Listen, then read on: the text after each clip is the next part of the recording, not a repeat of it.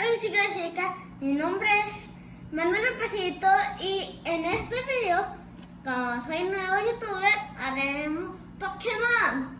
Si no conoces alguno, la franquicia todo empezó en el año 2000, donde mejor no hablemos tanto de eso. El punto es que hoy mostraré todas mis cartas de la más fuerte a la más débil. Cuando llegamos a los 2 o a los 3 subs, voy a traer un segundo video